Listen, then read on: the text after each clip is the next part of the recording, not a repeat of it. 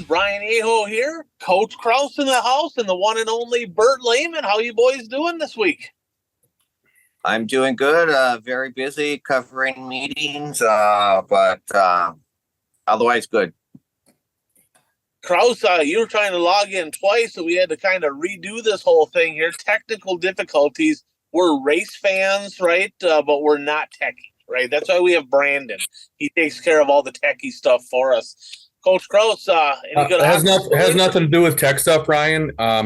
It's the fact that I had to spend the weekend in Wisconsin. So everything's complete. Everything's completely double up in my world. I had to go to Wisconsin. As soon as you hit the border and go, it's just like, I mean, all heck broke loose. It was just a bad weekend. Should have never went.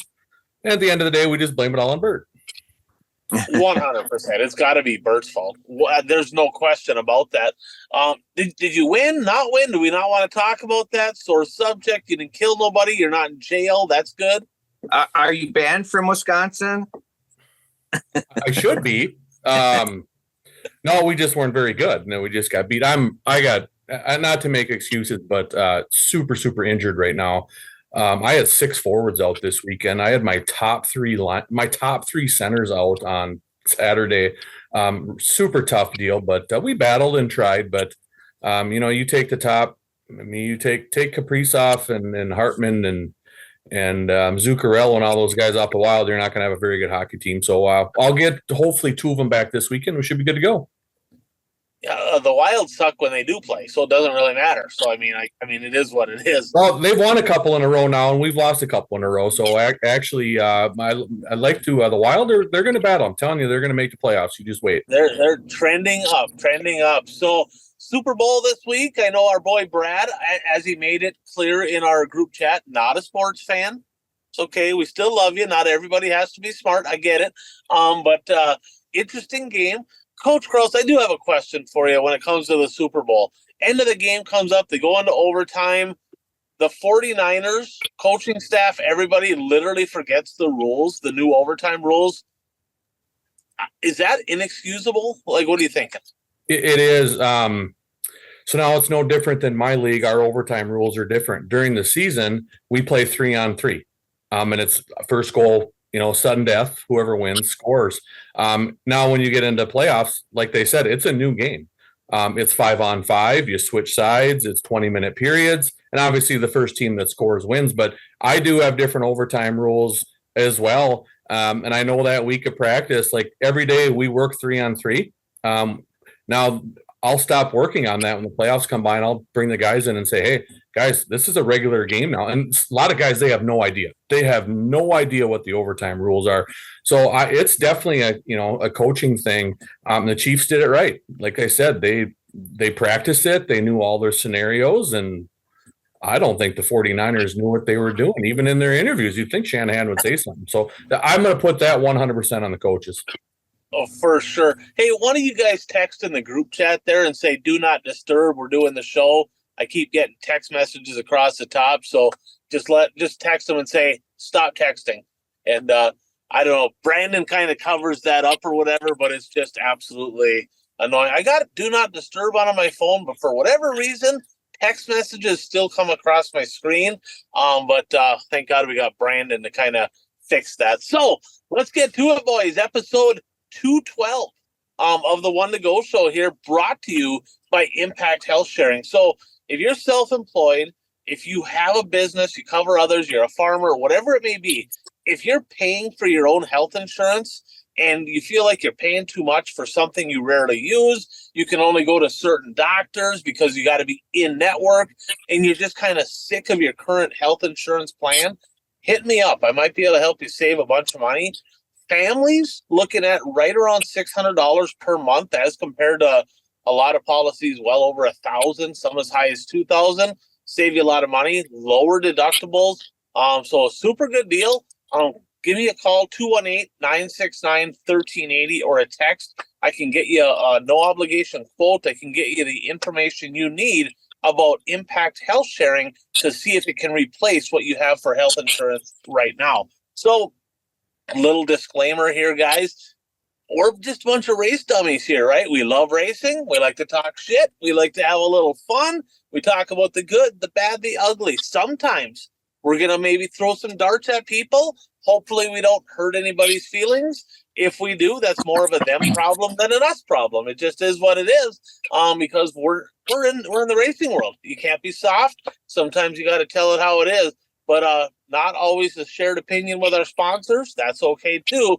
But if you're easily offended, this might not be the show for you. But we like to have a hell of a lot of fun talking racing. So let's start with a hot topic right off the top, right? Let's just throw some darts, right? I'm going to lead with a question. And Coach, this is going to be to you. Does the WISSOTA Tech Committee and Board right now today have a huge opportunity to gain some traction with some positive PR with this absolute debacle they got going on with the rules in the street stock class, particularly one rule in particular? So the rule that came out, and it's been a rule, don't get me wrong, this has been a rule. So the rule is this: body's got to be steel. They can't be aluminum, it's got to be steel. So the rule is on the hood, you have to have no more than 4 inches showing of your fenders, meaning that the hood's got to be really wide. It's got to go all the way to the outside of the body. Same on the trunk. No more than 4 inches showing on the top of the quarter panel, the deck lid, whatever it may be. Now, some places, right, some people building bodies looked at it and they said, well, what the hell's the difference, right? If the overall width is the same, there's no advantage. It doesn't weigh any different. It's still the same amount of material overall. So a lot of these places have decided to make wider fender tops, somewhat like a super stock late model, whatever, go with a narrower hood, because it's easier to find 4-foot wide sheet metal than it is 5-foot wide sheet metal. And it's easier to handle, right? You get a smaller hood, it's easier to throw it on the roof. It's just better all around. Well, the head of WISSOTA Teching came out with an email to all the street stock drivers, and he was pretty adamant. This is the rule. This is how it's going to be. Sources tell me a little bit of disagreement between the committee and him, right? Basically, it's like, I kind of do what I want. I'm going to make the rule. If they don't like it, we're going to go back to stock bodies. Is this something the tech committee can kind of come back and say, look, this is why we have a committee. Let's work together. Let's just have some common sense here. Coach Kraus, take it away. What do you think? Yeah, 100%. And like I said, I ran a street stock for a year, and I know that was the rule. They need to come together and use some common sense here and do some research. So what I did, as soon as I heard about this, I started doing some research. I had a few street stock guys contact me. They know I was at the meetings. They know I'm involved in this stuff. Obviously help running a racetrack. They contacted me and say, hey, what's going on here? Here's what's going on. So I started doing some research. Hey, what's going on? I pulled up Facebook. We were looking at pictures, trying to figure out what they were doing. Someone can explain something to you, but until you see pictures, you got to know what's going on. At the end of the day, it's a common sense thing. There's zero advantage. There's zero performance advantage here. And you got to blame both. You got to blame Billy, and I'm going to put some on the guys that are building these cars too. You're not following the rules. Go to WISSOTA and say, hey, here's what we'd like to do. Here's what we want to do, and stuff like that. But at the end of the day, this needs to be Billy and the committee. That's what we talked about as promoters.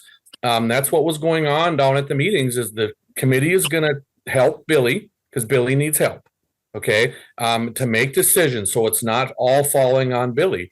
And it sounds like this was the case. He said, hey, this is what the rule is. And who knows what was going on behind closed doors and what was said. But basically, at the end of the day, this needs to be common sense. There's no performance advantage.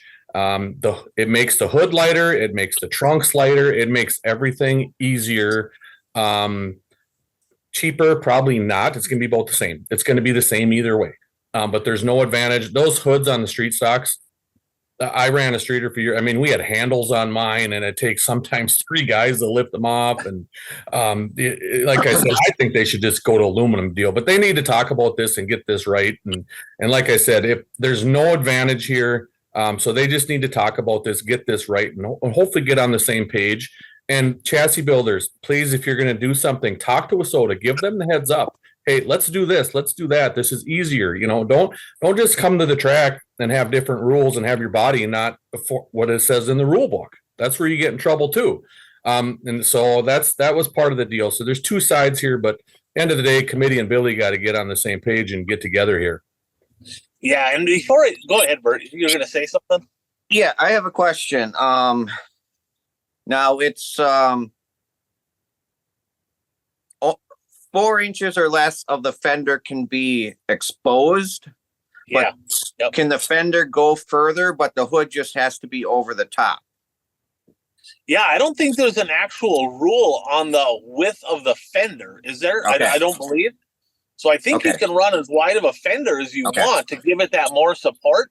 But that's what I was going to get at. I mean, wouldn't you want a wider fender to give more support? And I mean, this is especially true in NASCAR. They talk about, if you're in a wreck, you want the car to absorb the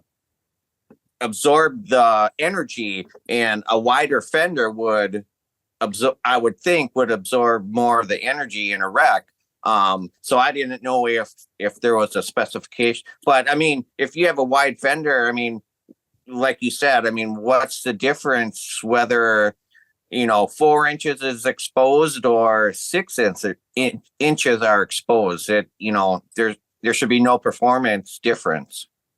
Yeah, I'm going to take a deeper dive into this, but I want to give a shout out to our buddy out in Sydney, Montana, Hard Charger Performance Specialties, a new sponsor here a couple weeks back. They're on board for the 2024 season.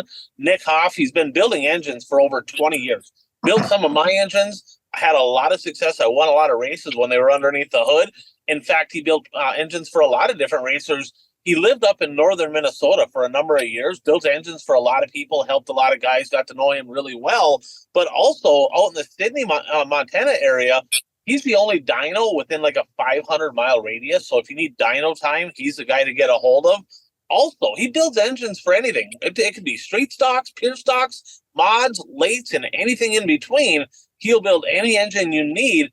Also, if you're a crate guy, right? If you're a Wasota, this is specifically for Wasota. If you're a Wasota crate guy and you need repairs done to your crate engine in the area out there, he's your go-to guy to get the crate engines fixed. So shipping, right? If you still live in Minnesota, any part of Wasota country, heck, you could run UMP, doesn't matter. He's got affordable ways that he can help you with shipping costs back and forth as well. So give Nick a call, 406-478-4437. That's Hard Charger Performance Specialties. So just to kind of clarify, Bert, you hit the nail specifically on the head. You could have your hood could literally go from the outside all the way to the air cleaner on both sides, and your fenders, could, and your hood would still have to go to the very outside. Now, the biggest couple complaints we have is it's a lot easier to find that 4-foot wide sheet metal than it is 5 foot. And if you got a pickup and you're going and you want to haul it home, you want to build your own hood, so on, you're not getting it built by your chassis builder, you can literally throw a 4-footer in between the fender wells inside the pickup truck. Well, if you have a 5 foot, you got to go get a flatbed trailer, roll it up. You got to do all kinds of crazy stuff with it. So Kraus said it best. This is common sense, right? And I think I've known Billy forever, right? And this ain't a slight necessarily on Billy, but when you kind of come at him, trust me, I know from experience, right? When you come at him, he's going to get his guard up and he's going to come back at you, right? So these chassis builders and stuff just going ahead and doing their own thing, he's like, but screw this. This has been the rules forever. Now, the argument is, hey, some of these guys been running the bodies this way for a while. They've been to the 100. They've been to other races. Why haven't they been teched? Well, I guess the way of looking at that is, you could speed down the road at 75 miles an hour 10 days in a row and finally get a ticket. You're not going to say, well, I spent the last 9 days and you didn't do nothing. So that argument doesn't really fly, but common sense has to come in, right? The tech committee, and I'm super excited about kind of the vision that they have of working together, getting rid of some of the outdated rules, fixing the rule book. This is a way to show the drivers that, hey, we're not just one person. And it doesn't matter if it's Billy or anybody else. When you let one person basically call the shots, right, for 2 decades, like literally do whatever that person wants, and now you have a committee coming in and saying, hey, we want to work together, there's going to be some pushback, right? It's going to be hard to bring the reins in because he's used to doing it a certain way for a number of years. That's not his fault. That's a whole organization as a whole letting that happen. So I think I'm confident that they're probably going to end up getting this right. So street stock drivers, have a little patience. Don't go out and buy a new hood quite yet. Talk to your promoters, talk to people. Maybe they can get this fixed. Kraus, if you had to guess, is this something that you feel is going to be fixed before the season starts, or are they going to be stuck with this nonsense? Well, I think it's going to have to be fixed. The fact that there's some guys that called in that already got their cars lettered. Their hoods are already wrapped. Everything's painted. Everything's already done. And all of a sudden, boom, hey, I got to get a new wrap and new this stuff. So they got to get going on this stuff because it's, like I said, once you get past that new year, everybody starts working on their car. So I think they're going to, get it figured out and get like I said, get something in place. So like I said, then those hoods do weigh a lot. And I don't know if they're trying to cut some weight off the front of the cars. I get that. But if you have steel fender tops and things like that, just make sure it's not a performance advantage that you're trying to get rid of a bunch of weight on the front of them street stocks. I think they'll get it done. Yeah, if the fenders, the fenders still go out to the outside of the tires, right? So that whole space is going to be occupied, whether it's with fenders or hood, it's going to weigh the same. So there shouldn't really be a weight disadvantage or advantage there. So I'm confident as well to get that fixed. So let's jump into the next topic here. The top 5 stories of the week, brought to you by our friend Brad Parson, Brad Parson's Soil and Egg Solutions. So if you're up in northwestern or western Minnesota, North Dakota, South Dakota, and you're in farming, you're looking to make money. You want a successful 2024 season. Well, what do we know? The right chemicals in the right amounts in the right spray packages applied properly going to give you better results. Do I know all the details on that? Absolutely not. But Brad does. 320-219-3542. Give Brad a call. Let him talk to you about the different products they have. See if it's something you can do a little testing. He's already done the testing. He has the data. See if he can help you be more successful with Brad Parson's Soil and Egg Solutions. So number 5, let's start local. Let's start with our local guys. And I'll let each of you maybe shout out, one person or a couple people that come to mind. But this past week down in Florida, they had I guess we'll call it the Gator Championships or the Winter Nationals at Volusia for the modifieds down there. Who stood out? Local drivers from our respective areas. Who stood out to you the most over the past week down there in Volusia with the UMP modifieds? Bert, why don't you go ahead and start? Well, obviously, I'm going to go with the driver from Northeast Wisconsin. I've followed him on Facebook throughout the last couple of weeks as he was racing down in Florida. But Cole Zarneski, 18-year-old, second year in a modified, first time racing UMP modifieds. And I have his stats for both East Bay and Volusia. 1 win, 2 seconds, 6 thirds, 1 fifth, 1 seventh, and 1 DNF. And unfortunately, he had transmission issues on probably the most important night, when for qualifying for the big show. And so he had to take a provisional to get into the race on Saturday night, but started 33rd and got up to 17th. So, it was still a good showing by him. And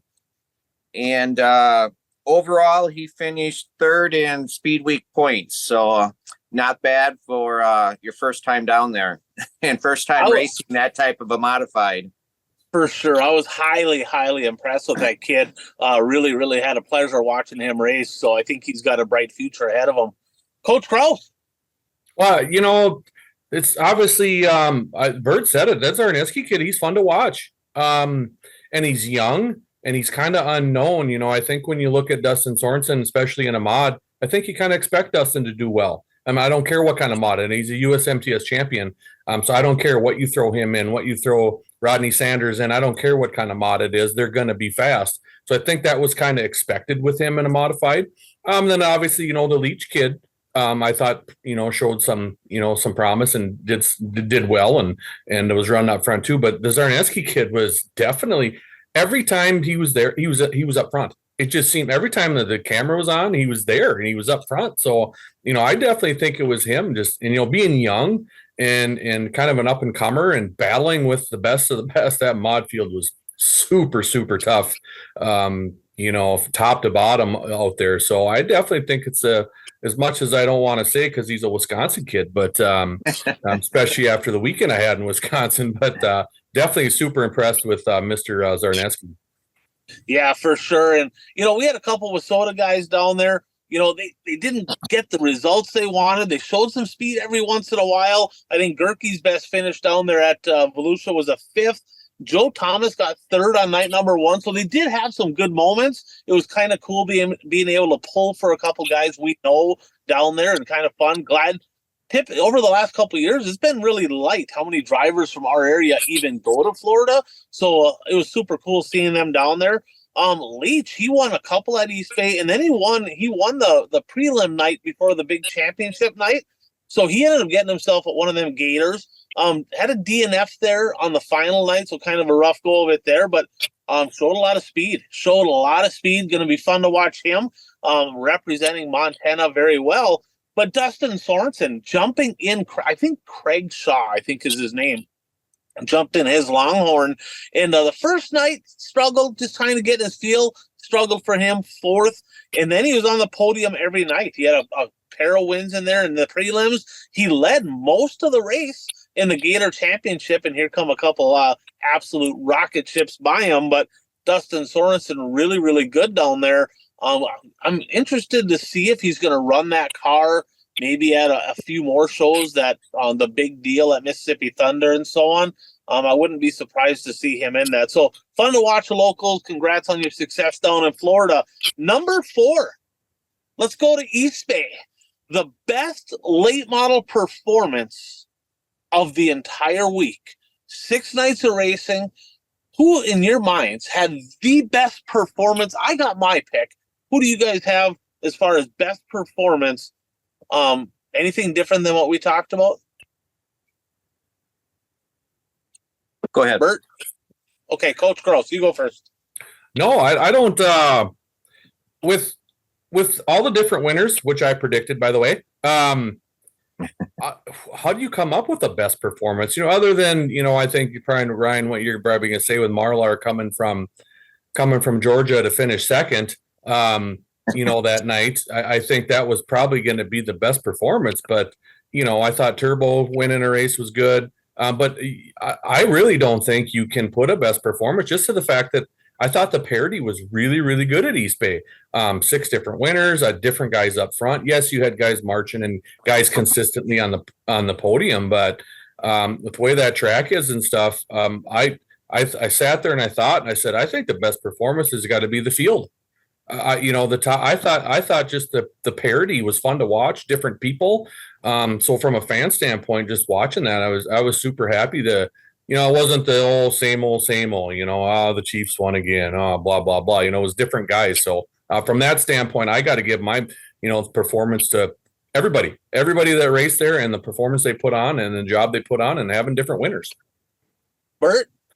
Well, I mean, I agree with Coach Kraus in the different winners and the field putting on a great show.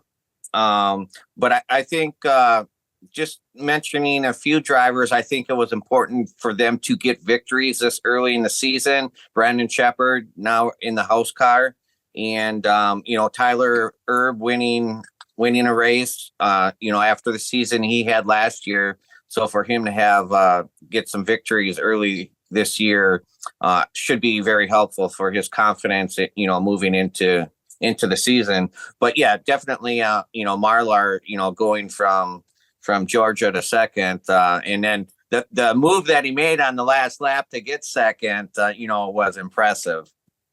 Yeah, I'm going to go with that. We'll take a deeper dive into our final thoughts on East Bay in the next segment. But I got to go with Marlar. 23rd to 2nd. That's stacked field down there. Track was good. We'll talk more about that. But probably the best performance overall in my mind, 23rd to 2nd was outstanding. Number 3, let's go to the best sprint car race of the week. 4 sprint car races at Volusia, World of Outlaws. A lot of the high limit guys in the house. I'm going to go with this. Sunshine Tyler Courtney stealing one from Rico Abreu on, I guess that would have been, I don't remember what night it was. It was like the second to last night or whatever that he drove by him. Rico should have won that, jumped the cushion. Yeah. Courtney slid by. It was super exciting. Out of the 4 races, I would have to say, to me, that was the most exciting moment of the week for the sprint cars. What do you guys think?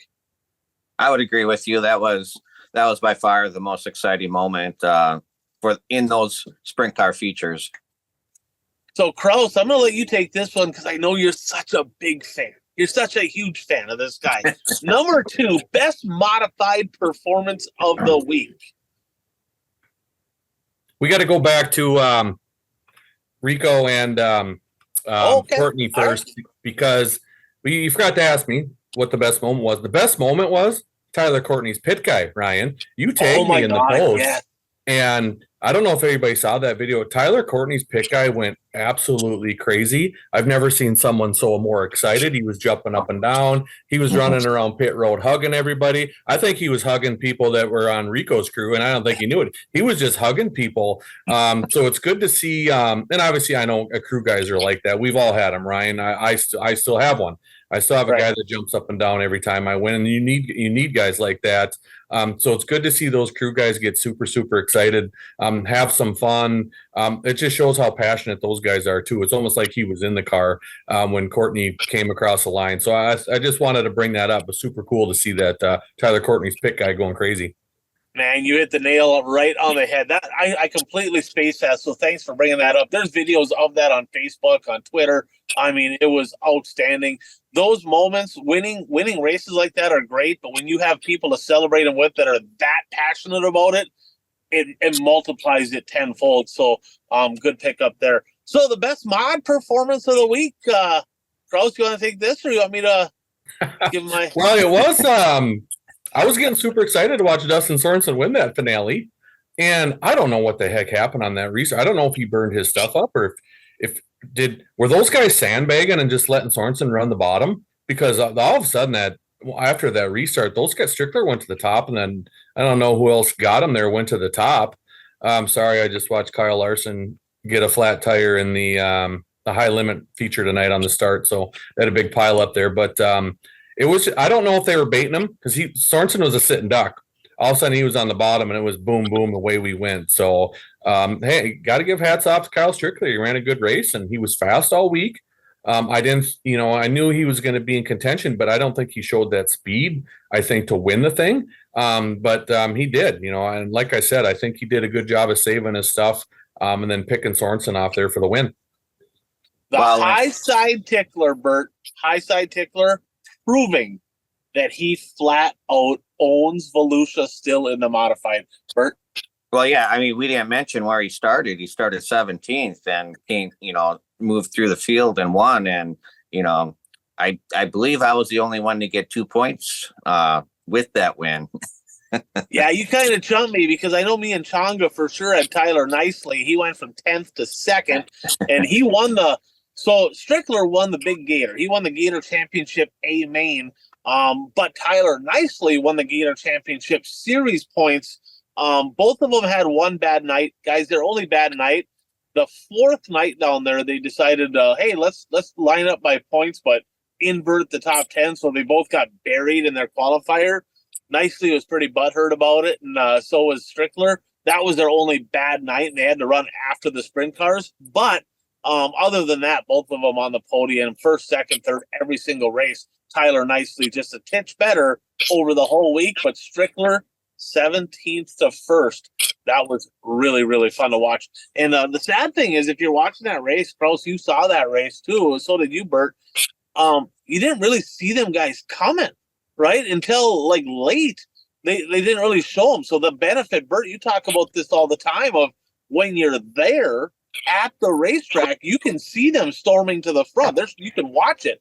When you're watching online, they're showing kind of what the camera shows. So we missed most of that, but we got to see the end nonetheless. So our top story of the week brought to you by Fastlane Motorsports and Powder Coating in Ashland, Wisconsin, proud sponsor of the #1 series in all of Wisconsin racing, the Northland Superstock Series.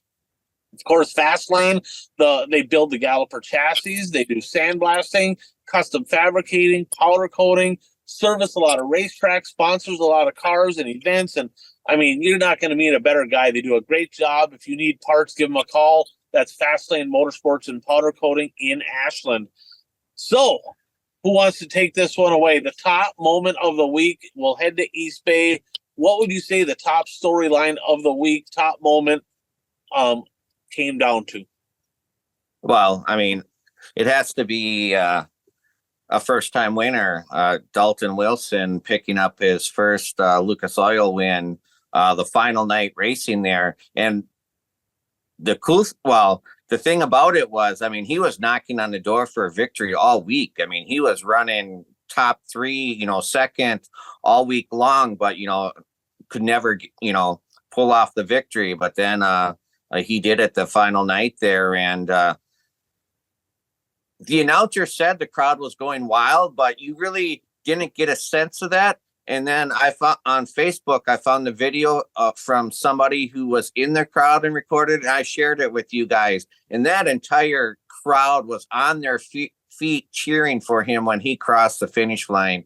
And it's from a fan standpoint, it is so fun to be in a crowd like that. That's just, that excited for a driver winning a race.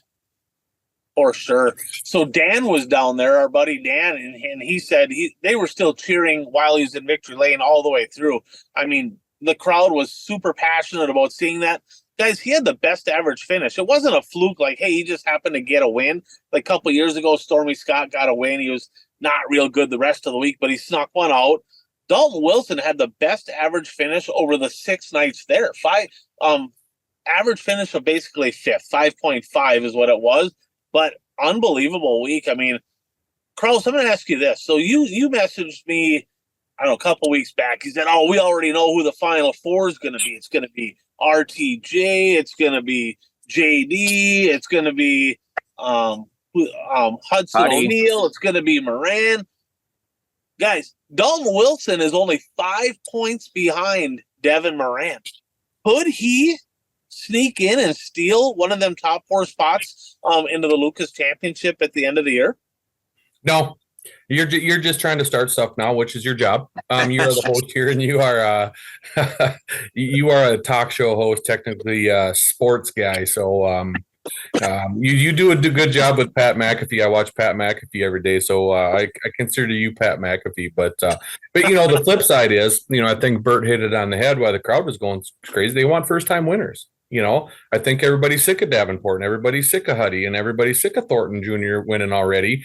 They want to see a new guy, and they want to. I think everybody wants to see somebody compete and contend to get into that top 4. So super cool to see Dalton do that. I don't think it's going to happen. I think the track these guys go to, those 4 guys are fast everywhere. Dalton hasn't got to that stage yet. I think he will. But it's like I said, he's going to have to be good everywhere and not have any bad nights, or, he's been known to have bad weeks, bad months. You can't do that on that tour when you're racing against those guys. So super cool to get him a win, but it's going to be super tough to get in that top 4 and knock off those 4 guys.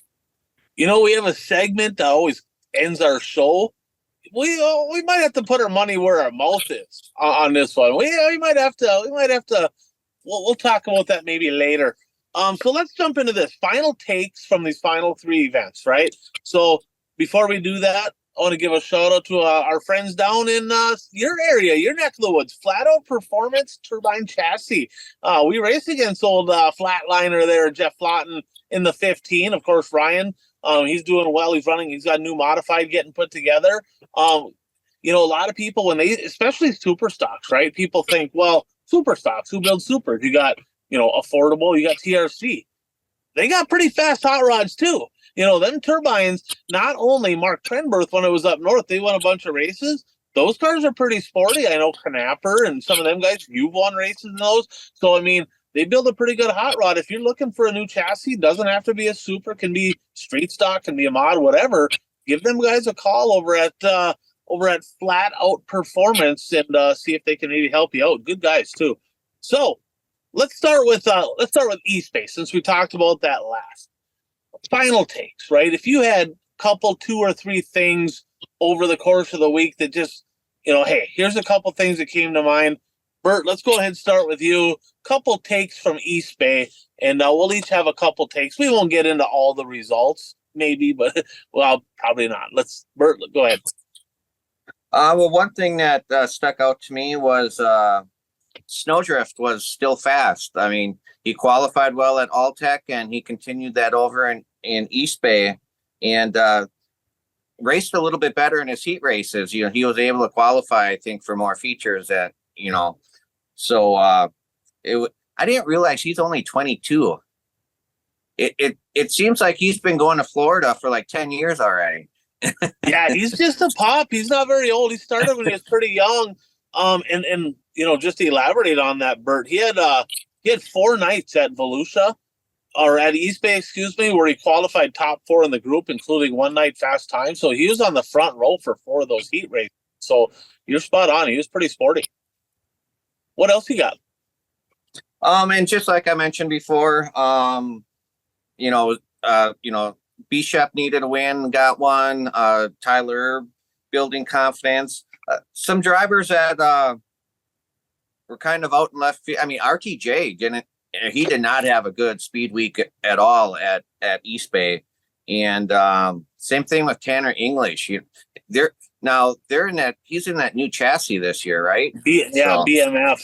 Yep, yeah, struggling. So yeah, they're struggling big time, and in his own backyard, Kyle Bronson didn't do a whole lot either.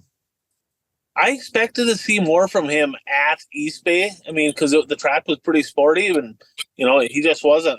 It's pretty bad, right? RTJ, he's the man. Won a lot of races last year, but I'm just going to go ahead and point out that I don't know. I mean, it's pretty bad when one of the co-hosts of the show has more wins at East Bay than he does and less tries. I'm not going to say which one of us that is, right? But it is what it is. He does have one more chance to get in victory lane. Coach Kraus, any takes there from East Bay? Well, I think the main take was, I think the number one reason why we had 6 different winners, it's the last time those guys are going to race there at East Bay. And I think everybody wanted to go down in history and win at East Bay.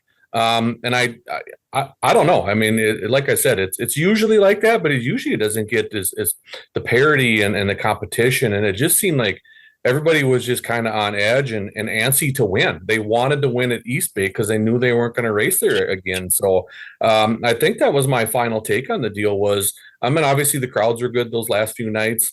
I got to give a shout out to Lucas Oil for doing that makeup deal. To getting that one rain out in and doing, I thought that worked out well. The, qualifying the heats and then the feature on different nights, not doing it all in one night and all of a sudden you're getting home at 1, 2, 3 in the morning and then you got to come back, start, you know what I mean? So I thought that was a good takeaway too.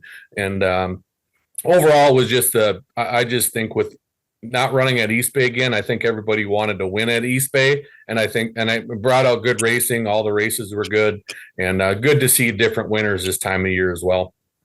Yeah, so RTJ has one more shot. Remember, they go back there in October for the $50,000 to win Lucas race, so he has one more shot.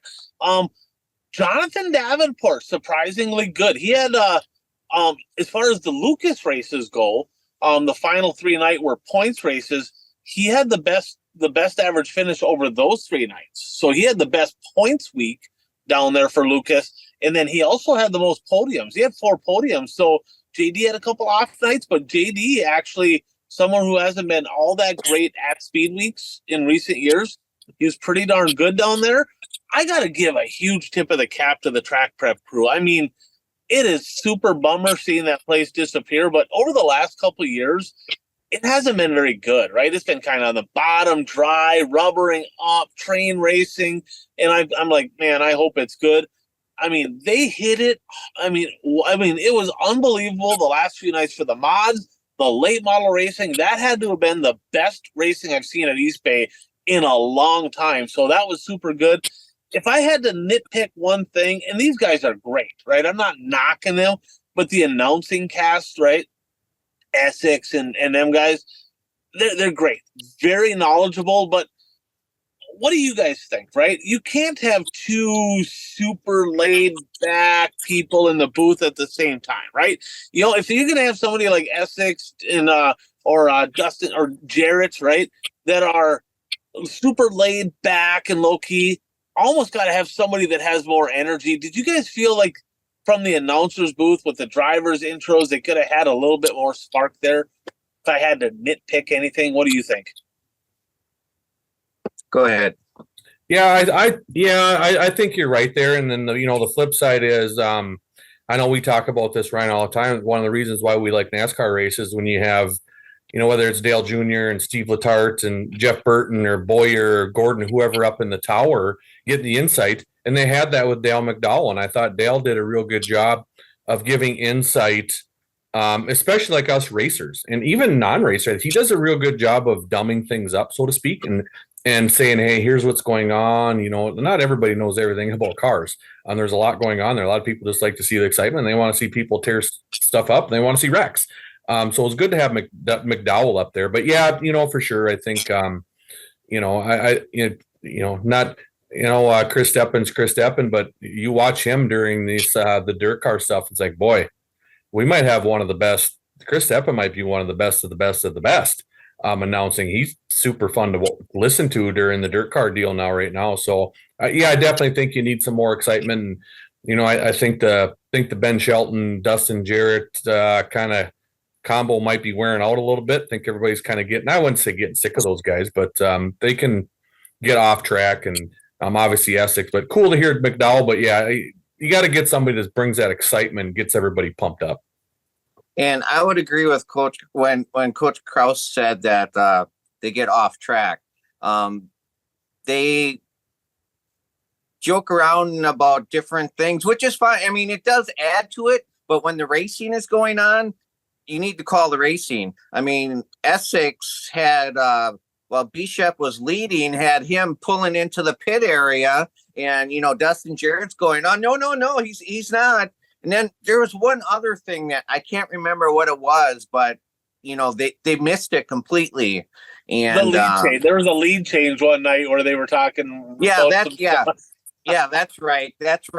And I believe Jared even said like, "Oh, we missed the lead change." And yeah, I mean, when the race is going on, you need to call the race, and especially when it's when you're the announcer for a broadcast team. I mean, to be honest, if you're an announcer at a racetrack, the crowd can't hear you half the time anyway because of how loud the cars are. But for a streaming broadcast, the crowd can hear you 100% of the time. So you better be calling the race. Yeah, and I will say again, them guys are great, right? Essex is one of the best ever. I mean, Ben Shelton, Dustin Jarrett, they're great at what they do. And Dale McDowell was fantastic in the booth. But when you I love McDowell in the booth. Yeah, he was fun. But when they all kind of have that like super laid back, it's almost like if you think WWE and the hype game and all that, it's like 100% the opposite of that, right? It's like picture Ruben Morales, right, on one side, and then they are like completely on the other. So it'd be good to get like a couple personalities together where you have the laid back, yet you have the excitement. And Coach, I mean, you're spot on. We give this guy a lot of digs once in a while, but we listen to a lot of racing. We watch a lot of racing. When Chris Steppen is on his game, I don't think there's a better announcer in dirt racing. He is definitely one of the best. He's probably the best in our generation, in my opinion. So any closing thoughts on East Bay?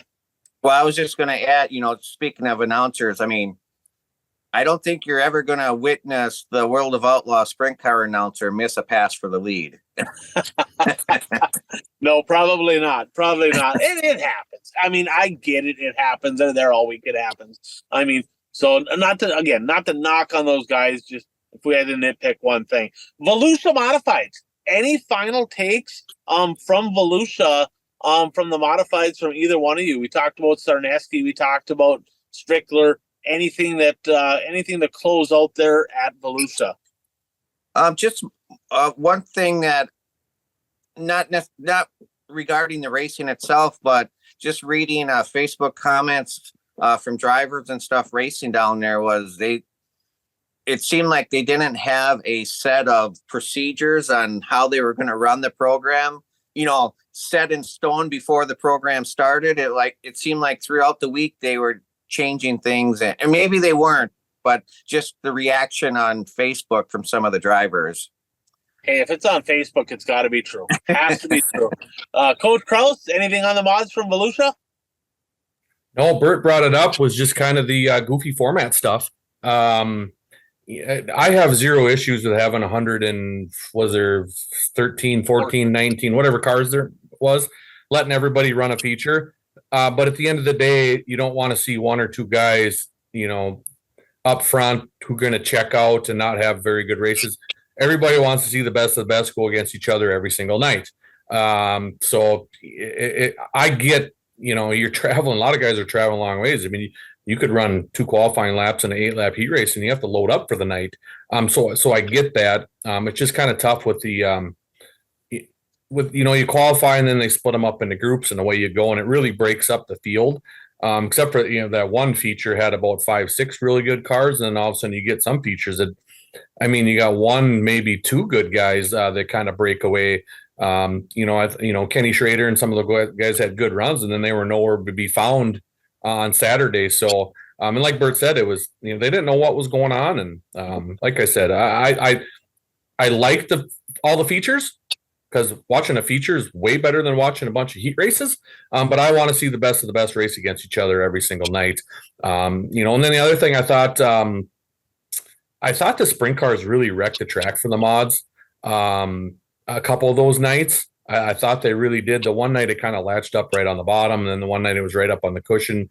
I get that you got to run them at different times, and you got to get, they have dashes and in different order of events.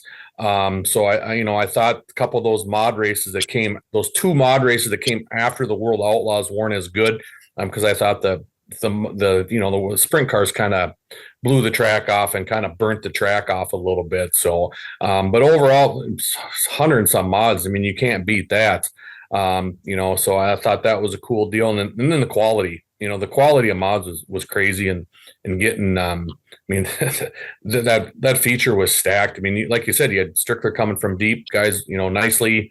I thought Nicely had the car to beat, and I thought he was going to win on Saturday, and he didn't get it done. But, to clean some things up there with the format, but overall fun to see all those cars. And overall, I thought a good speed weeks down at Fallujah. Yeah, there's a kid from up in the Northeast that's been fast the last couple of years, really caught my attention. I think he DNF leading a couple nights. That Mitch Thomas, the 97 car, he was really good and kind of had some bad luck in there. And then probably 2 of the better races of the night were Tom Berry Jr. driving the house car for Lethal and David Stremme in the other car, literally throwing haymakers at each other. Actually, Tom Berry Jr., I think it was night 1, was going to win, and Stremme just kind of dumped him up all over the cushion. It's like, wow, that's your own car. So that was pretty interesting, fun to watch. And then Kenny Schrader with a pair of Gators down there. Kenny Wallace with a Gator. Always cool seeing them guys get in victory lane as well. Any last shout-outs from the sprint cars down at Volusia?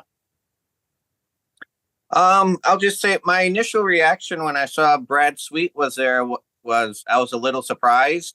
But today I was thinking about it, and it's like, I shouldn't have been surprised that he was there, because he may have been saying to World of Outlaws, we don't have this stupid rule where you limit where drivers can race. So I'm going to come race in your event. So there is that. And he won one. Didn't he win the opener? He won opening night down there. So, how about Sheldon Hodenschild? Kind of 0 to hero. Did you guys see what he did in practice?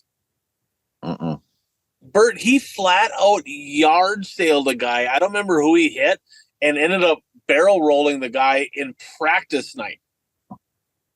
So Buggy Bobby doing Buggy Bobby things. And then, of course, he won in kind of a dominating fashion on the final night. So is Sheldon Hoddenchild back? Coach Kraus, do you think he had a rough year last year? Do you think he's going to have a resurgence this year? Should we expect to see the 17 in the top 3 at the end of the year in points, winning a bunch of races? I think everybody would like to see that. He's sitting 14th in points right now, so he's not off to a hot start. I just think just the way I think he's going to continue to be up and down. He's got to figure out that consistency part. Maybe it's going to take him getting a little bit older, getting a little bit wiser, more experience under his belt. He's obviously has the car, and he has everything, the funding, the backing, and all that good stuff. But it just kind of seems track conditions need to be his way, and the consistent part of things. So I think the sprint car world wants him up front because he's not afraid. He's almost like a turbo. He wants to see him duking out with gravel and those guys. So he's just got to work on that consistency part, and then he'll be there. World Outlaw points can get really spread out. So you got to be consistent throughout the summer. You can't all of a sudden be sitting 8th and 10th of points. You're not going to catch the top 5. So usually top 4 or 5 are pretty tight. So work on that consistency, and I'm pretty sure everybody wants to see him up front. How about J-Mac? Now, I don't know if he was going to run the World of Outlaws or High Limit. I think High Limit is what they kind of were leaning towards. I expected to see him in Florida. He's a no-show. He's not at East Bay. He wasn't at Volusia. Well, then I saw on a couple pages, he's not even in the States yet. He's having problems with his work visa, and Dominic Selzy stepping in this week in the High Limit stuff. But is that what do you think of that? So that he's essentially out of the points, right? So he can't race for a championship in High Limit or in World of Outlaws, maybe owner points type deal. But your thoughts on this whole J-Mac debacle? I didn't realize that. You would think that you would plan a little bit more ahead and have that all in place, way ahead of schedule. But I mean, maybe there was delays or something that came up. I don't know. Yeah, maybe there's more to the story. We'll have to maybe see if we can do a little recon here to see what we can find out, because it's interesting that he hasn't found his way over. It's not like, the COVID year, I don't think he got over here till midsummer that year, but that was a whole different deal, right? So pretty interesting to see J-Mac not over here, and kind of a loss because, he won a bunch of races last year. He's another guy that, whichever series he ran in was going to contend. So let's jump into the next segment. Unless Coach Kraus, do you have anything else there, or do you want to jump on to the next segment here? The only thing I have right now is Brad Sweet sitting 3rd in points, Tyler Courtney 4th in points, and Rico Bray, who's sitting 5th in points right now in the World Outlaws, probably sitting there going, boy, we're off to a pretty good start. There's some money on the line here. Maybe we should just stay in this series and instead of worried about all the goofy rules and stuff they got going on in that High Limit deal. So just throwing that out there. I don't know what's going on with those guys. FYI, Tyler Courtney just won the 2nd High Limit feature tonight. So, boy, he looks like he's for real right now. Points for Ryan. He was fast there. He's fast with the Outlaws. He's fast with the High Limit deal. He might be a force to be reckoned with. That's good to see. Yeah, he was really, really strong. In fact, down at the when he was down in Volusia, Tyler Courtney, he actually had top 10s all 4 nights. He had a 2nd and a 1st. So that's 3 wins in his first 6 races of the year. That's 2 wins and a 2nd, I should say. So that's a pretty good start for him. Good to see. That's what I like to hear. Tyler Courtney and Devin Moran getting it done. That's a good night for the old 71A here. All right, guys. Speaking of that, 2024 Pick'ems brought to you by our new sponsor, Elevate-visual.com. Make sure if anybody needs any video production done, any drone work, hop on elevate-visual.com. He also has a Facebook page. Get a hold of Brandon. He does unbelievable work, especially his drone work. So if you're a realtor, you own any land out there, a lot of times it's hard to get pictures, hard to get that stuff. He can fly his drone over. He does other video production as well. So like I said, he does the Wissota 100. He does the Boone Super Nationals. He's a production guy on a lot of things. So elevate-visual.com and get a hold of Brandon. Thanks, Brandon. Keep up the good work. So last week's pick'ems here, boy, Curtis, I tell you, he won it last year. Bert he won the first 2 years. Curtis won last year. He's trying to double up. Kraus, they're trying to keep this whole championship deal in the state of Wisconsin. We can't be having that shit, right? We got to get the lead back over. Well, I'm in Illinois now, but I'm still a Minnesota guy. But Curtis +8, Mike and Dan +6. Coach, you and Bert both were +5. Myself and New Dan, who's on the Dirt podcast there with Coach Kraus, we were +4. Chonga and Good Jeff +3, Kent +2, and Big Bad Brad, the NASCAR NFL hater, was at +1. That's what you get, right? You got to come on. You start liking this other stuff, you're going to get more points there, guy. All right, current standings. Curtis with a 10-point lead. He's at 59. My boy Chonga, 49. Brad, he's at 47. Boy, that bad week kind of killed him right there. He'd be literally in second, knocking on the door, but he had a rough week. The 71A and 29 Star tied at 42. So we're side by side at the line. One of us going to wreck, if not both of us. Bert's at 40. Dan's at 39. Kent at 34. Good Jeff at 31. New Dan at 28, and Mike, who's getting married this fall, at 17. Mike, she's gonna leave you at the altar if you don't pick up the pace here, there, guys. You don't want no back marker here. All right, get her together. So, a look ahead to this week's events, brought to you by our friends at Daytona 1 Performance Lubricants. So this product right here, one of many, and you can check them out on Facebook. You can check them out on their website. This is the XL1 engine treatment. So they actually call this horsepower in a bottle, because if you run this, right, if you mix it with your oil when you run it, you'll actually see performance advantage on the dyno, more horsepower, more torque. Also, right, it's going to have, because of less friction, that's really why. But above and beyond that, less friction, less engine noise, better cold weather startups. I mean, better fuel mileage in your daily vehicles. Check out this product and all the other great products they have to offer at Daytona 1 Performance Lubricants. Check them out online. And if you want more information on these products, give Chad a call, 507-828-3536. So, guys, this week we're picking some races, and the week started out. We're doing the show. It's Tuesday night, right? Show should be out maybe Wednesday, but Volusia going on right now. It's kind of a weird deal, right? They got late models there for 6 nights. The first 3 nights are Dirt Car UMP late models, non-points for the World of Outlaws. The final 3 nights are World of Outlaw points events, all of that on Dirt Vision.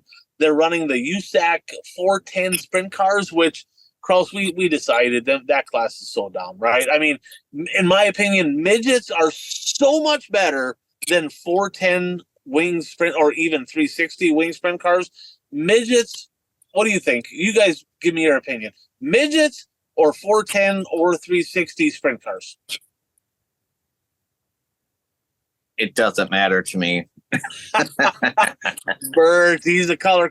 You're gonna sit right next to you're gonna be right on Major League, right? You're gonna be there with Bob Euchre, the great color commentator. Kraus, I know you're a fan. You're going to get one of them. I got zero problem with like the midgets, like the Chili Bowl, and those guys always put on a good show.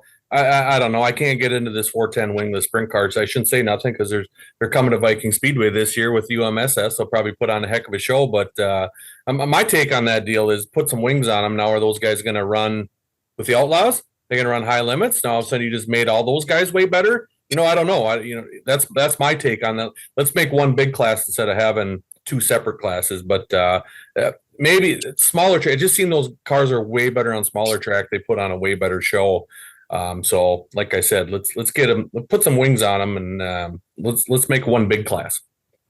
Later on this week, the Beasts of the Northeast, the Super Dirt Car Series, the Big Block Mod's going to be joining the party with the late models, the final 4 nights at Volusia, and then they're actually running at East Bay. Well, they finished it. It concluded, right? We'll talk about that on next week's show. But the high limit sprint cars ran their first 2 races of the year at East Bay. And I know Kraus is going to have some takes on a couple interesting things they have going on. So a little teaser for next week. And then, of course, this week, guys, I mean, the granddaddy of them all. I know Brad is a huge fan of this, but it's Daytona 500 week, right? We got all this dirt racing, and when you think Volusia, right?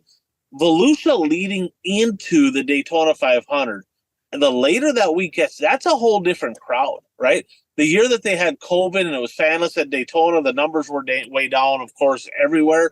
Now, when they have the Daytona 500 and Volusia leading into that, you get people from all over the country that are non-typical dirt fans showing up to Volusia. That is the kind of the desire for people to go there, because it's kind of a who's who. You just don't know who you're going to see that week before.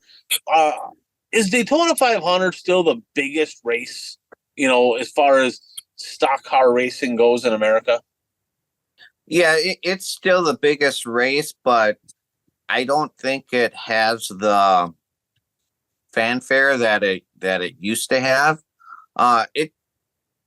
Maybe I'm just not looking for the information like I did when I was younger. I'm still a NASCAR fan, but when I was a kid,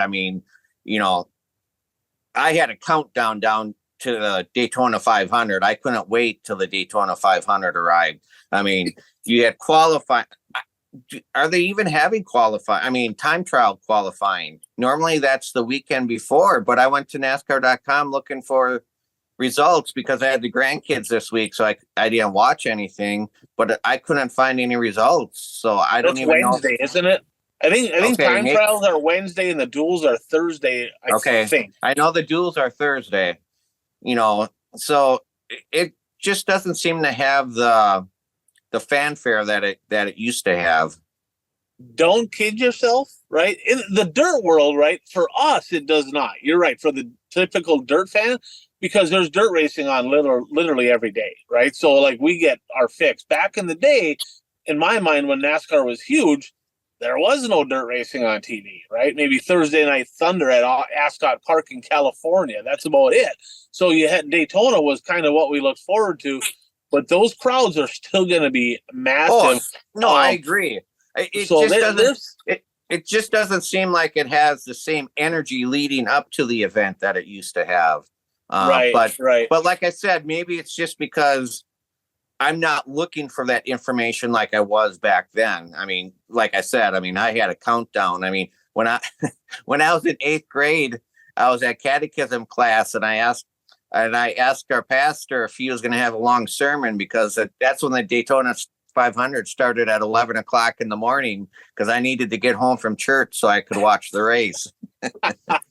Nice. Are you guys going to watch the Daytona 500? Oh, yeah. Yeah, I'll be watching it too. So we'll touch a little bit on that next week. So let's jump into a blast to the past here, guys. With soda racing from the 2000s. Brought to you by Dirt Track Supply in Watertown, South Dakota, home of the Aero chassis. Of course, Ron and Trevor Anderson. Trevor had some pictures. He was actually down at East Bay. Hope him and his bride had a great time down there. Of course, both of them had great careers in the car. Trevor's still racing. They've done a lot for the sport out of the car. If you need parts, if you need fabricating, bodies, if you need anything, especially over in Western Minnesota or over in South Dakota, check them out. That's Dirt Track Supply in Watertown, South Dakota.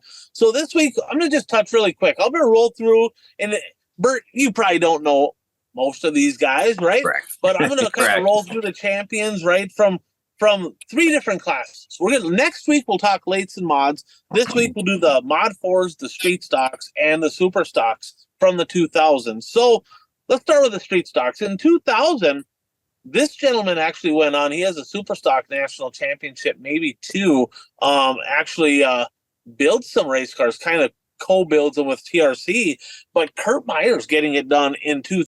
Now, kind of got a funny story, because I was racing down in Wilmer in 2000, and Buzzy won't like this, okay? But Buzzy had a moment. They were racing, they were battling it out, and Myers stuffed him in the fence in the back straightaway. Guys, Buzzy jumps out of his car, runs across the racetrack, across turn 1, and Kraus, where they pull off the track there, and there's kind of that, it's kind of flattened out and it's grassy. He ran, and he was going straight after Myers because they black flagged Myers, and he slipped in the mud, and he flew ass over tea kettle, and he held onto his helmet, though. He didn't drop the ball, but he went from mad to I'm ready to kill somebody, because he just flipped on his head in front of everybody. that was my Kurt Myers Buzzy story in Wilmer. Buzzy won't appreciate that, but that one's ingrained right here in the memory. In 2001, this gentleman, former owner of Raystar, you probably seen this guy race a bunch. You remember who won it in 2001? Jason Long. So remember the Longs? I think it was his dad had the parts truck for years, and then they built the Raystar chassis. But Jason Long, that's a family that's been involved with racing in Western Minnesota for a number of years. And then in 2002, the old General Lee. I don't know if you remember this guy. He had the old General Lee thing on whatever it's called on the top of the car. Remember that guy? Myron Shocker. I remember going to the Jamestown Stampede. He was sponsored by Giant Sunflower Seeds, and I'd pull in there, and I was addicted to sunflower seeds at the time, and he literally was giving everybody cases of sunflower seeds. These cheeks right here, that means I like sunflower seeds. That's just what that means, all right? So, 03, Mr. Wissota 100 himself, Scott Paulson. And then in 2004, 2005, a pair of brothers won. In 04, Dan Gullickson, 05, Jimmy Gullickson. Made a lot of laps, kind of polar opposites. Those two, they love each other, they hate each other, but they were bitter rivals when they were racing against each other. And now I think Dan actually built his car. So a couple really good racers there. And then Dave Roweeder in 06.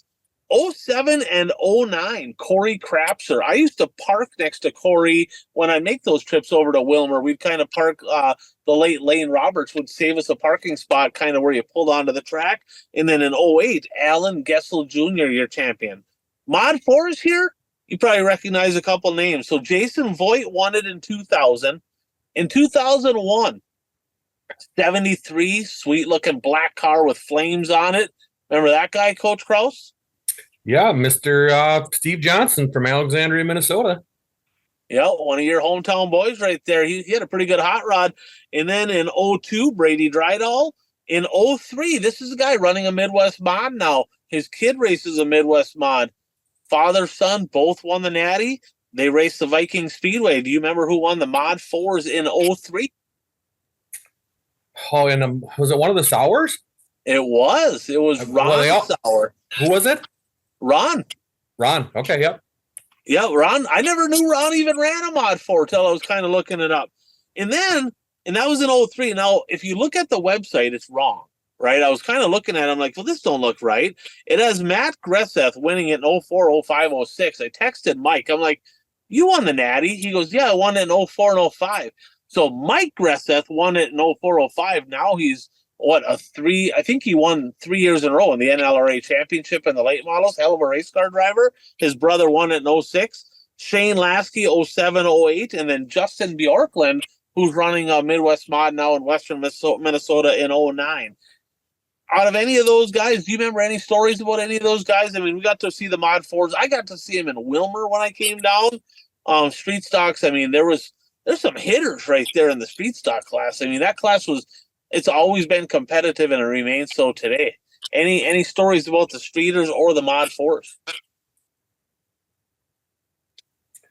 No, just a little tidbit with Jason Long.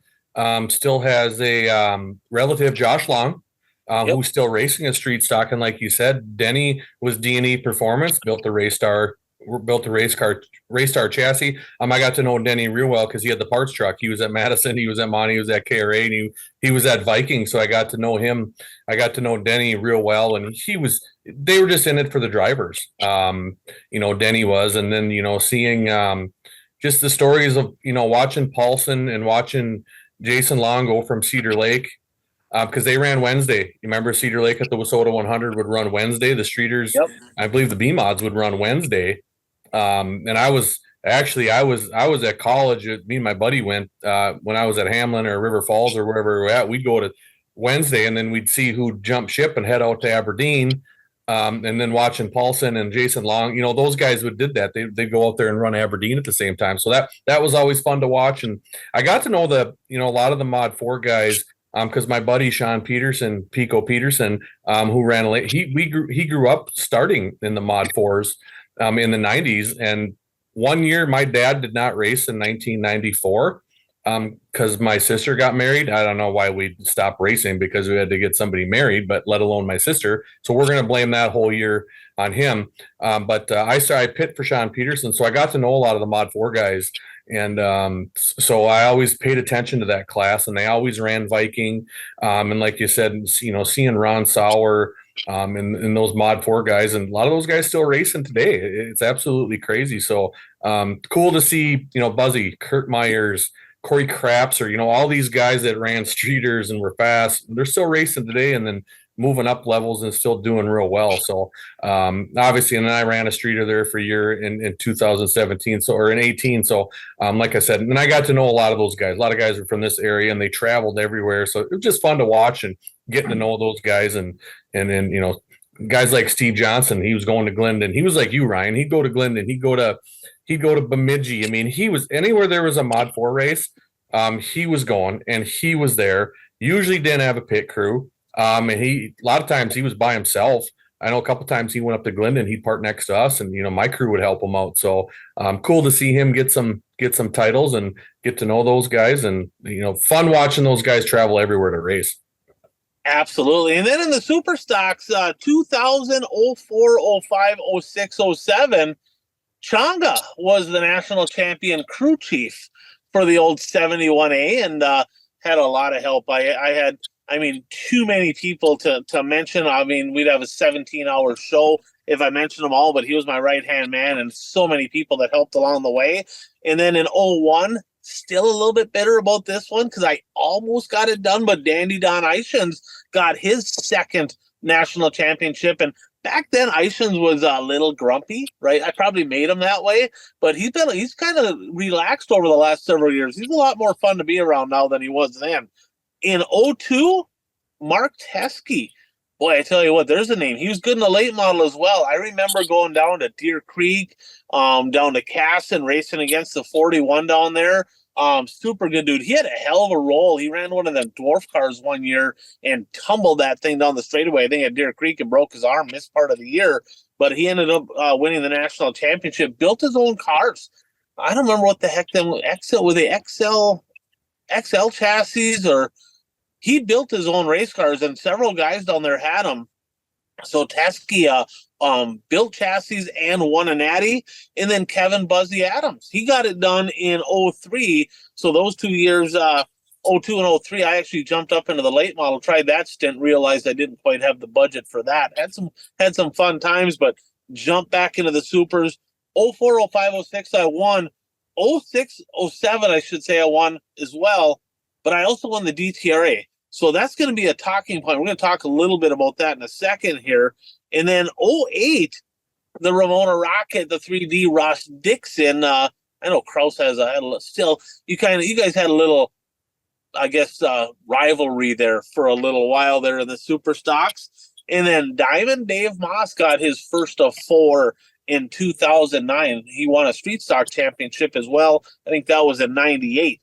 So in 06 and 07, kind of we talked about last week, the big story in dirt racing of the 2000s for WISSOTA was Cedar Lake and WISSOTA split, right? That was kind of the big deal. That happened. 05 would have been the last year of WISSOTA there.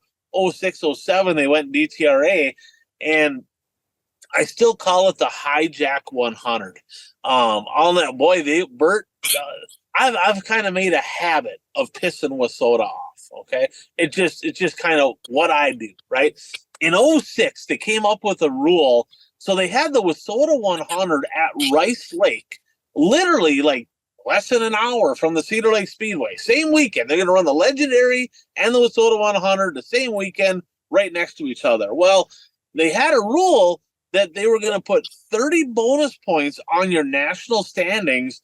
All you had to do is go over there. You had to start a heat race. If you started a heat race, didn't matter if you finished, whatever, 30 bonus points for showing up to the 100.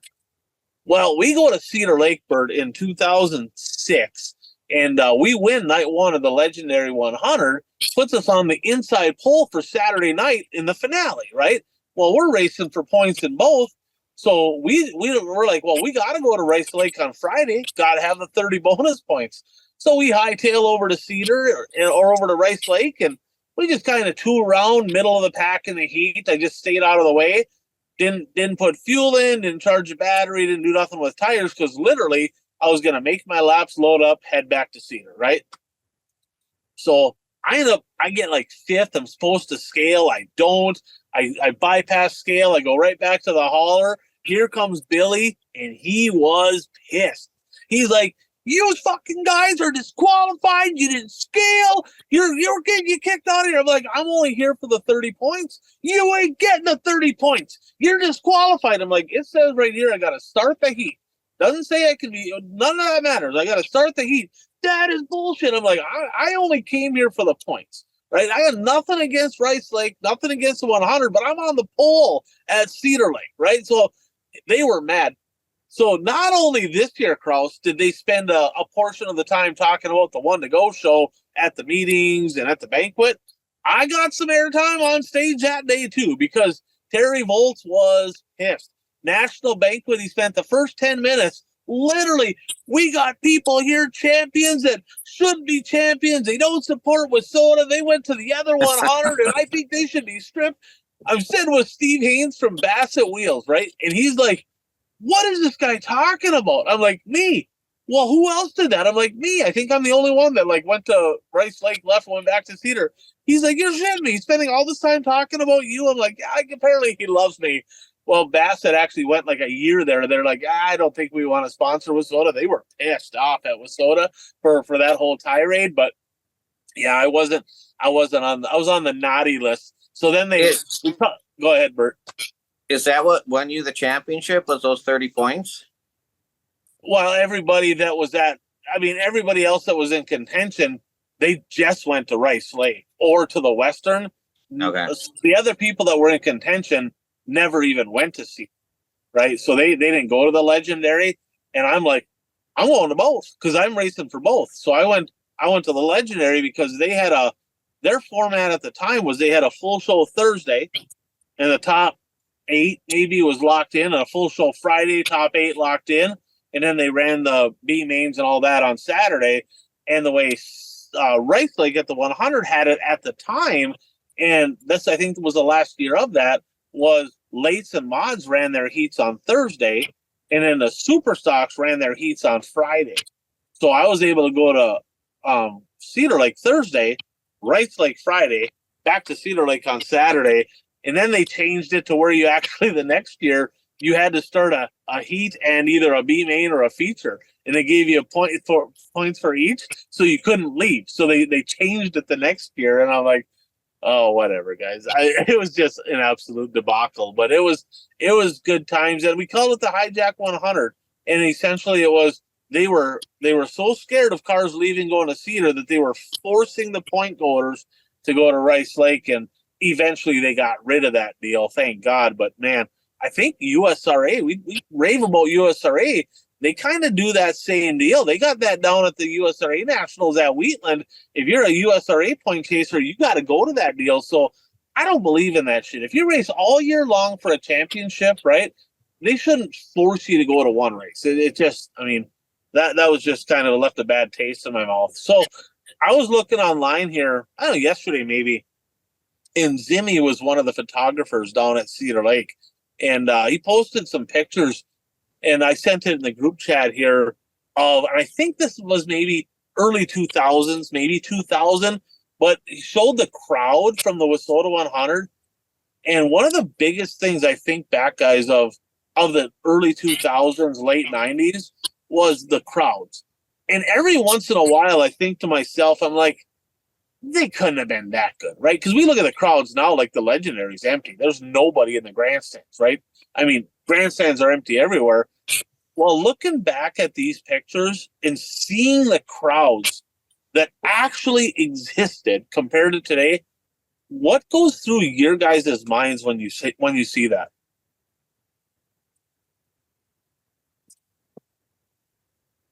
I mean, just wondering where all those race fans are, and well, and obviously the Cedar Lake splitting up from WISSOTA is definitely impacted the attendance at the Wissota 100 and the Legendary 100. I look back to the 2000s was the last decade, right? To where there really was no streaming, right?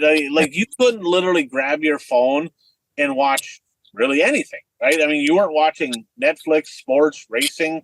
You weren't watching that stuff on your phone. Now people don't leave their house. They're like, I'm entertained. I mean, there's so much stuff you can watch. YouTube, podcasts, us dumbasses, right? Don't watch this show. It's a terrible show.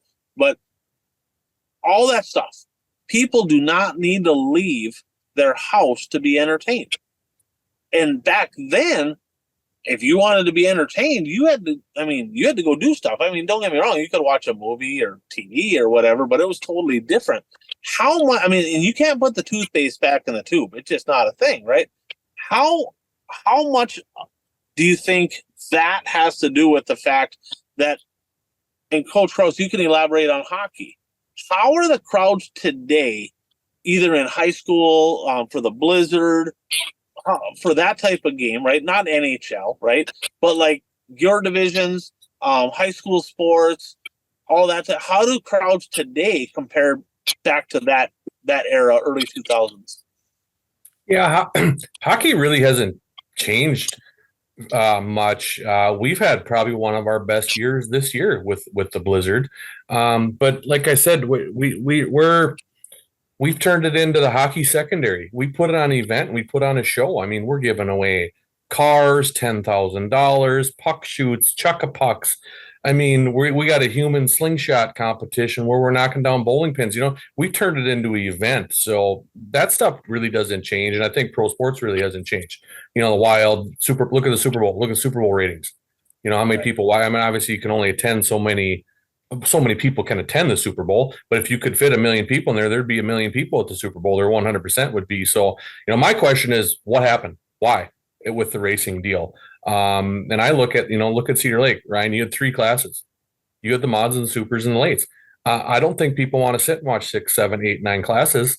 They want to see 130, 50, 60 super stocks. They want to see the best 80 mods they had and the best late models they had. And you got that. And I don't think you're getting that right now. So the big question is why? What's going on? What's the reason behind this? Yes, social media. Yes, streaming. The economy has something to do with it. The entertainment dollar's not there. There's a multiple reasons why the crowds aren't there. But at the end of the day, it has to be, you have to adapt as a racetrack. You got to change some things. People just showing up to watch car goes in circles. It's not really happening. So, what are you going to do to make it more exciting, make it more entertaining?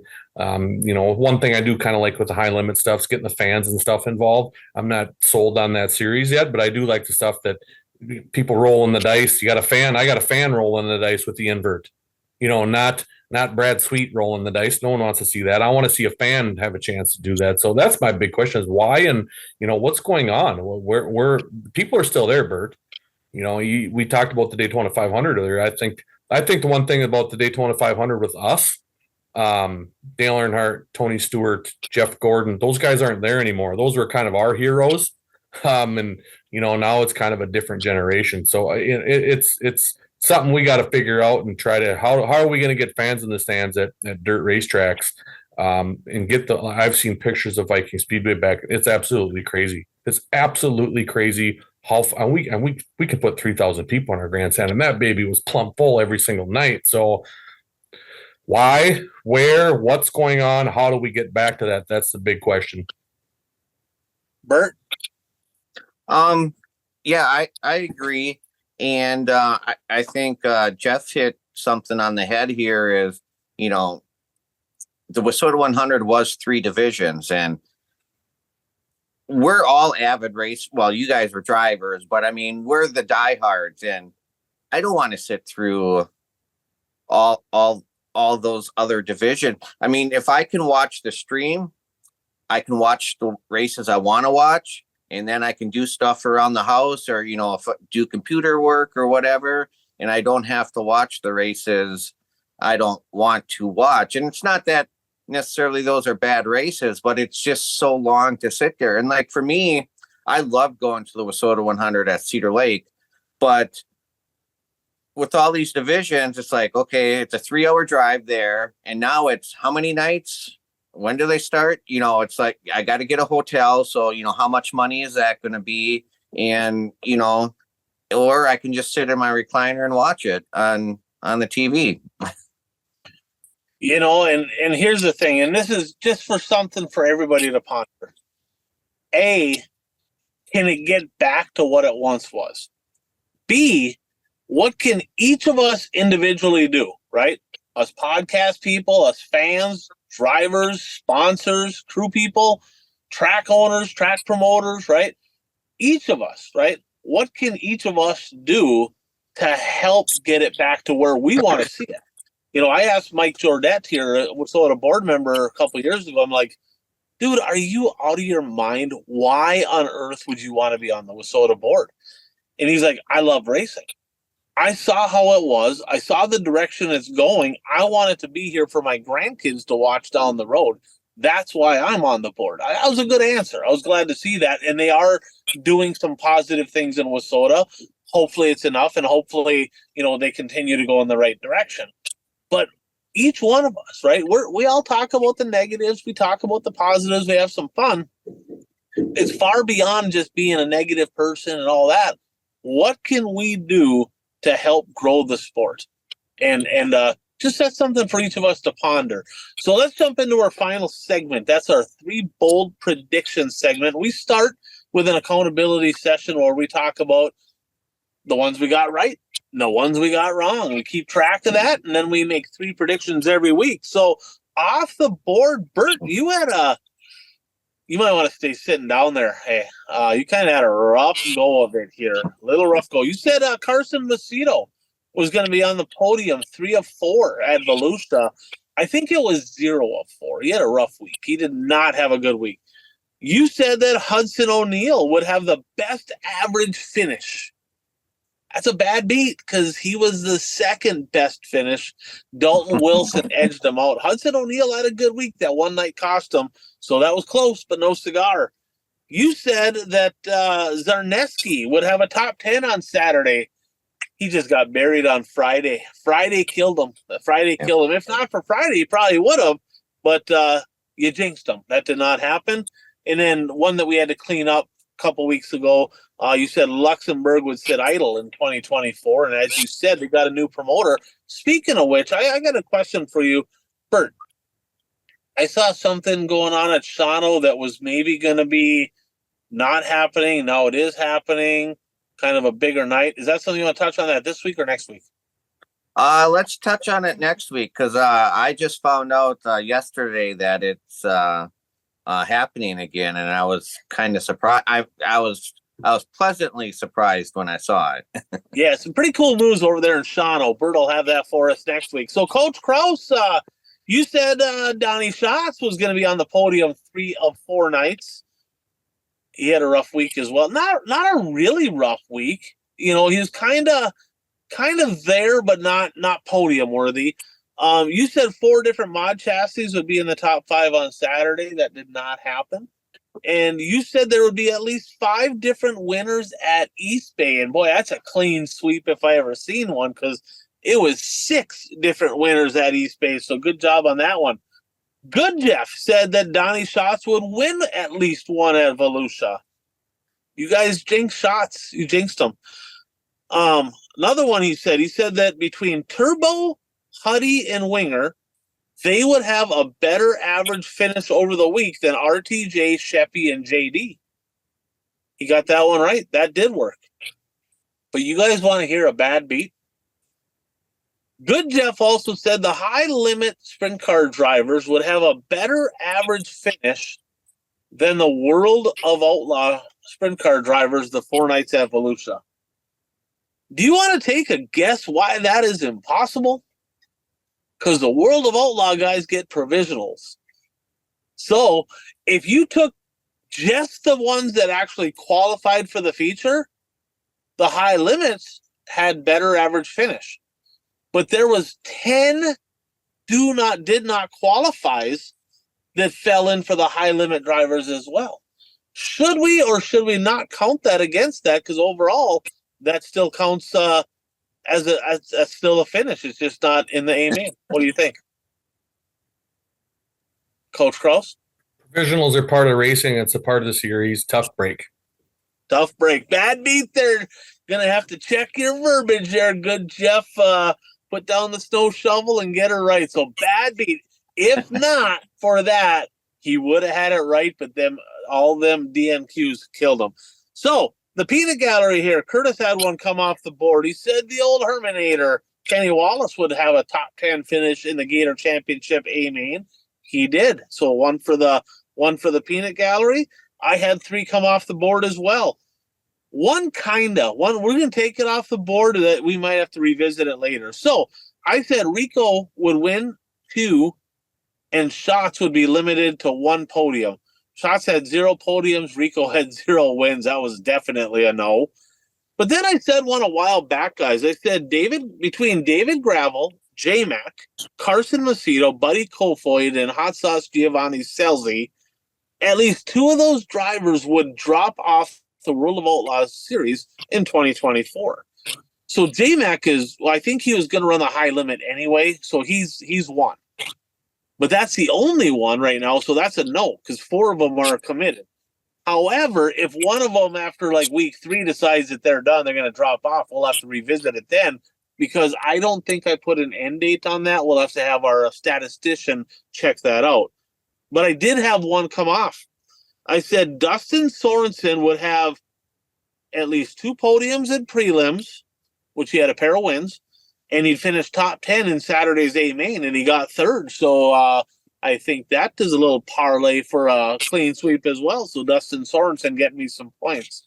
So our current standings, guys, we're just going to go off kind of who's leading. So in the correct columns here, Bert's leading the way at 7 correct on the year. The old 71A here, I'm at 5. Good Jeff at 4. And Coach Kraus and the Peanut Gallery are both at 3 as far as correct. As far as the percentage correct on the year, guys, the Peanut Gallery, they're leading the way, 42.9 for the fans. Good Jeff at 40%. Bert at 29.2. Edging me out by a little bit. I'm at 27.8. And Kraus, you're going to have to kind of get her together here, guy. You're kind of struggling here. You're at 16.7. I get it. It's bold predictions, but you might have to kind of lay down a couple tap-ins here to get on the board. So we got our predictions here. 3 from each of us. I got Good Jeff has 3. We got Kenny back in action here for the Peanut Gallery. Myself, we got Kraus, we got Bert. Kraus, we're going to start with you. We're going to go to Bert. And then I'll do Good Jeff's, Kenny's, and then I'll leave mine for last. Coach Kraus, lap number 1, what do you got? This one's going to take a while to get off the board, but I'm calling it right now. The high limit series is going to be 1 year and done. I'm going to throw it out there right now. They're going to be 1 year, and it's going to be over with. 1 and done for the high. Well, yeah, I mean, last year they kind of had a series. It was complimentary. This is their first real head-to-head with the World of Outlaws. All right, high limits, 1 and done. So if they scale back and they decide that, hey, we're just going to go back to the complimentary deal, kind of like they did last year, would that fall under 1 and done? Correct. It's got to be it's got to be the same schedule this year, full-time, basically okay. A full-time schedule, not a super series, not a Castrol full racing deal, full-time series. Giving you a chance to back into that. Those kind of nice. Yeah, give you a little, we call that an assist. Give you an assist. All right, Bert, what do you got? All right, Volusia World of Outlaw late models. I will say in one of the races, at least one of the races, Bobby Pierce will take out half the field. I'm kidding. I'm kidding. So for the fans, right, that are watching this, that are going, that's bullshit. That happened. Yeah, he's kidding. We already watched that race. We'll touch on that next week. All right. So, all right. That was good. All right. For real, Bobby Pierce will get no more than 1 win this week between the 6 races. All right. So you're a 32 hater. I gotcha. All right. So Brad, that's Bert. Hit him up in the chat, right? All right. So good, Jeff. Here we're gonna go Minnesota Outlaws is what we're gonna go. Dustin Sorensen will have a better average finish than the B1 Bomber this week at Volusia. So that's good, Jeff. So Kenny has one here, guys. You want to talk about? I'm gonna leave this one for last because this one's safe. You ain't gonna hit it, but he has a bold one here, but we'll leave that one for last. He's gonna go high limits here first. At least 7 different winners in 2024 in high limit sprint car races. That's his first one.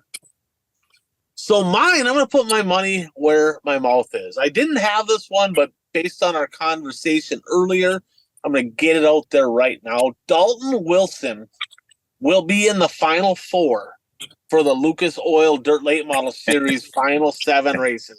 The big perm going to knock somebody out of contention. Off the record, I think Moran ain't going to make it. I think he's going to be the guy. You want to talk about a slump? He struggled in the middle of the year last year. Dalton Wilson is going to be in the final 4 for the Lucas Oil Series. All right, Coach Kraus.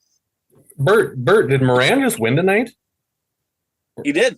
No points. Yeah. Oh, and he's not big perm anymore. He cut his hair, so he did. Maybe he's not going to be Goliath anymore, or whatever with the Bible story there. So got to throw out some of that, Bert. But I like it. I like the pick. But what did Good Jeff say? Good Jeff said that Dustin Sorensen will have a better average finish than the B1 Bomber. Yeah, if that happens, I'm gonna put an X to it. So it's because we do the show, they don't. We make the final rule. So. All right, we're going to go World of Outlaw Late Models. They have 3 shows, correct? After the 3 and 3, is that what they're doing? Yep. I'm going to stick with my my lucky winners here. We're going to go 3 different winners with the World of Outlaw shows. So hopefully I'm going to piggyback off my East Bay one for me. Now we're going 3 for 3. You got to have 3 different winners with the World of Outlaw Late Models at Volusia. Okay, so let's just do this. There'll be no repeat winner in the World of Outlaw because if it rains out one night, it won't be 3. So if they just a different winner each night at the Volusia World of Outlaw events. All right, Bert. I'm gonna go between the 6 races, even though 3 of them aren't World of Outlaw shows. I'll still do this. World of Outlaw regulars will get no more than 2 wins in the 6 races. World of Outlaw regulars, no more than 2 wins in the 6 races. Okay. Lucas Oil Guy's been kind of whooping the shit out of them down there. So you could be onto something. All right. Good, Jeff, here. And I know the race is already done because we're doing it after the races. And I don't know what the finish is. I guess we'll have to wait to see. He said Kyle Larson's going to have 2 podiums with at least 1 win at the 2 high limit races. He didn't finish the second race, did he? No, he caused about 94 yellows, and then I think he ran out of series owner provisionals, and they finally towed him to the pits. All right, so good, Jeff. That one not going to quite be working out for you. All right, Kenny's second one. He's going to go Volusia late models and big block modifieds. So between all the races at Volusia, between the late models and the big block mods, there's going to be at least 1 new winner in each class that hasn't won at Volusia before.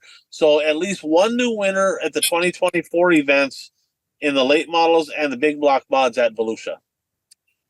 My second pick. Well, this one could be out there for a while. You guys might have to decide. I might have to put a time limit on this deal. I don't know. So Bob Cullen either sponsors or owns the Sarneski ride, the mod. He's either a primary sponsor because they had talked about it at Volusia. Cole Sarneski is going to be the replacement at some point for Squirrel Brian Shirley on the Bob Cullen Motorsports late model team. Bert, you got any intel there? I don't have any intel, no. So do I need to put an end date on this deal, or we might not even be doing the show at this point? Or I mean, he's only 18, so it's not going to be this year, Right. What happens if what happens if they have two cars and he's teammates with Shirley, and then Shirley retires and he takes over? Does that count? I guess technically it would. I mean, not until he retires, though. So, well, we'll probably be retired by then. So yeah, we let's let it play. Right. Let's let it play out here for a while and see what happens. All right, I could change it that he's. Yeah, no, I'm going to leave it. He's going to be at some point. He's going to be the replacement for Shirley. He's going to be really pretty. He's talented. There's already some kind of tie in there. All right, last lap here. Final lap. White flag in the air. Coach Kraus, what do you got? Well, I'm heading to Daytona. I have to do it. It's a huge race. It's one I've always watched. I've never been there. My dad's down there right now. I don't know if he's going to the race. I think he's heading to Volusia this week, but he goes all the time now because my sister lives down there. I can't because I got hockey. But we're gonna. I love first time winners. I love watching that, and I think we're going to get that this year at the Daytona 500. There's going to be another first time winner of the Daytona 500 this year. Off the record, I mean, is it going to be first time Daytona 500 winner, or that'll be their first NASCAR win? First Daytona 500. It's not going that bold. That Bert wouldn't even do something like that. It's the first time he's going to win the Daytona 500. So off the record, any guess? No, there's a couple. My guy Harvick's done now, so I don't really care who wins. So I think there's still a couple guys, veterans out there that haven't won that. Correct? Is Kyle Busch has not won that? I don't think he has. So there's a couple of veterans out there that haven't won it. So it's be interesting to see, but it's always fun to watch. Those guys get excited. Who knows what's going to happen? You know how the last lap of that Daytona 500 is. And they're coming 12 wide and 95 wide, and they don't care who's left. They'll end up in the bleachers. That's all they care. So it's fun to watch. It's a hoopla. It's an event. So like I said, it's going to be fun to see someone win their first ever Daytona 500. There you go. Bert, last lap. What do you got? All right, I have like 5% battery left on my phone, so if I disappear, that's why. I'm also going to the Daytona 500, and I am going to say that at least one Wisconsin driver will finish in the top 10 of both the Truck Series and the Xfinity Series. All right. There you go. What Wisconsin represent? So you thinking Ty Majeski and who else? Well, Ty Majeski in the trucks, and then in Xfinity, there's Sam Mayer and Parker Retzloff are probably the two best ones. All right. Well, good luck to the Wisconsin guys down there. So good, Jeff, his third and final.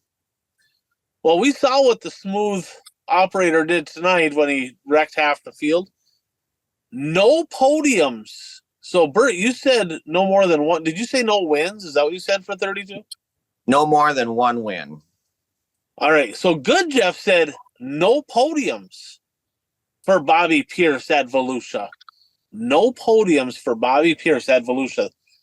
So, Kenny's got a bold one, guys. Scott Bloomquist announced that his schedule is going to start in March. He's going to be back behind the wheel. I can't even make this up. You want to talk about bold? At least 10 wins for the Voodoo Child in 24. I would have been like, hey, if you say at least 3 wins, that would have been bold, but he put 10. I'm like, all right. We call it hot laps. I'm not sure what we're calling here, but so Scott Bloomquist going to have a resurgence out of nowhere and win at least 10. So Kenny, I gotta say, I'm not real optimistic, but that is bold. That is bold for sure. So my third and final one, right? I got Dalton Wilson. I got Sarneski. So